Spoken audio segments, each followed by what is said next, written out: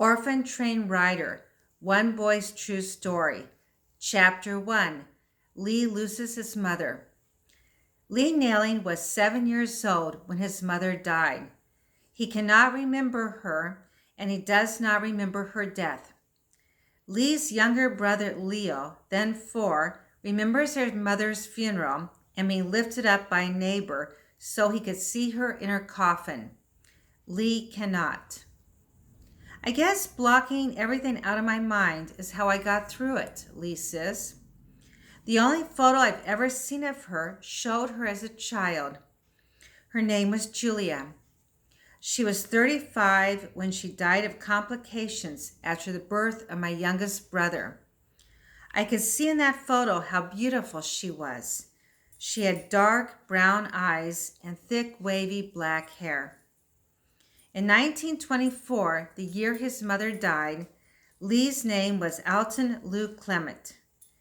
He was the middle of 7 children and had 2 older brothers, Ross and Fred, an older sister, Evelyn, and 3 younger brothers, Leo, Gerard, and George, the new baby. Another brother and sister had died as infants. From what Lee can piece together about that time, his father was overcome with grief over his wife's death. For a few months, he tried to care for his 7 children. Then, perhaps because of sorrow, or because he made too little money from their small farm in upstate New York, or because of some weakness in his own character, he gave up. He told his 3 oldest children that they would have to leave home and take care of themselves. He gave the baby to family friends. Someone else took Gerald, then 1 year old.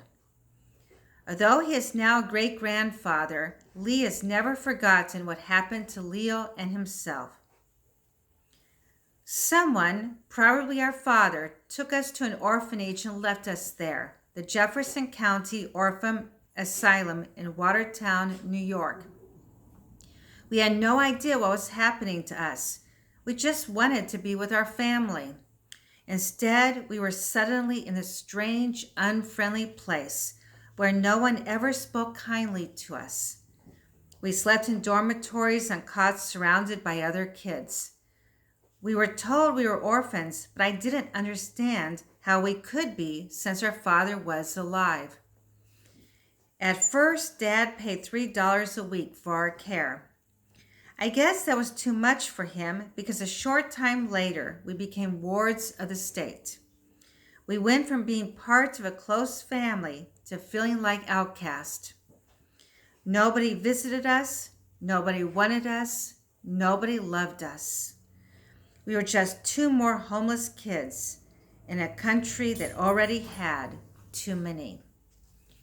And this concludes Chapter 1 of Orphan Train Rider, One Boy's True Story.